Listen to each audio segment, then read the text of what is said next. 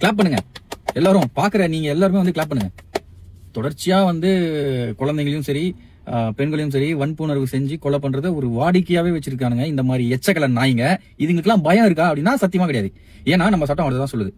நான் உன்னை போக் சொல்ல போடுவேன், நீ இருந்துக்கோ, கொஞ்ச நாளுக்கு அப்புறம் வந்து உன்னோட ஆர்குமெண்ட்லாம் வச்சுட்டு நீ வந்து கரெக்டான ப்ரூஃப் இல்ல, கரெக்டான சாட்சி இல்ல, கரெக்டான ஆதாரம் இல்லைன்னு வெளில வா அப்படின்ற மாதிரி உன்னை விட்டுருவாங்க. அதனால நீ என்ன வேணா பண்ணலாம், யார் வேணா கற்பழிக்கலாம், குழந்தை குட்டி வயசானவங்க அதெல்லாம் நீ வந்து பார்க்க வேண்டிய அவசியமே இல்லைங்க. நீங்க பாட்டை பண்ணிட்டே இருக்கலாம், சூப்பரா பண்ணிட்டே இருங்க. அதான் நடந்துட்டே இருக்கு. இப்போ நம்ம கொஞ்ச நாளுக்கு முன்னாடி அதான் நடந்தது. ஒரு புறம்போக்கு ஒரு குழந்தைய கற்பழிச்சு எரிச்சிட்டு அவன் வந்து உள்ள தூக்கி போடுறாங்க. போட்டு அவங்க வீட்டில் இருக்கவங்களே ஜாமீன்ல அவன் வெளியே எடுக்கிறாங்க. வெளியே வந்த நாய் திருப்பியும் ஜாமீன்ல வெளியே வந்த நாய் அவங்க அம்மாவை கொண்டுட்டு திருப்பி உள்ள போகுது. சரி உள்ள போச்சு, அவனுக்கு தூக்கு தண்டனை கொடுத்துட்டாங்க அப்படின்னா அவங்க அப்பா இருக்கான்ல, அவன் என்ன பண்றான், திருப்பியும் போய் அவன் பையனுக்காக வாதாடி அவன் குற்றமே செய்யலன்னு வெளியே வந்துட்டான். ஜாமீன்ல இல்ல, குற்றமே செய்யலன்னு வெளியே வந்துட்டான். அந்த கேஸ் என்னாச்சுன்றது அதுக்கப்புறம் எனக்கு ஐடியா இல்லை. ஆனா இந்த மாதிரியான விஷயங்கள்லாம் இருக்கிறதுனால தான்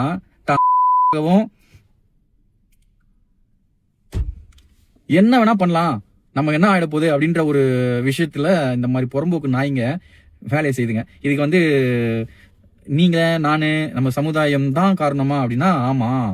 ஏன்னா சரியான சட்டம் வந்து ஏற்றப்படலை. நான் ஒரு டேட்டா சொல்லுவா, 2021 இருந்து 2025 மே மாசம் வரைக்கும் ஒரு வெறும் ஒரு 14 மாவட்டத்துல 1423 கற்பழிப்பு கேஸ் மட்டும் ரிஜிஸ்டர் ஆயிருக்கு. 1423. ஏன் எதுக்காக அது ரிஜிஸ்டர் ஆகணும்? கற்பழிச்சுட்டான்னு சுட்டு போடுங்க சார். நாங்க நிக்கிறோம் சார். ஒரு சமூக ஆர்வலரா, ஒரு அந்த குழந்தையோட அண்ணனா, ஒரு சமூக செயற்பாட்டாளரா, மனசாட்சி உள்ள ஒரு மனிதர்களா நாங்க நிக்கிறோம் உங்க பின்னாடி. சுட்டு தள்ளுங்க. இல்லையா ஆட்சி மாறிச்சு ஆனா காட்சி மாறலன்ற மாதிரி இருக்காம சட்டத்தை மாத்துங்க.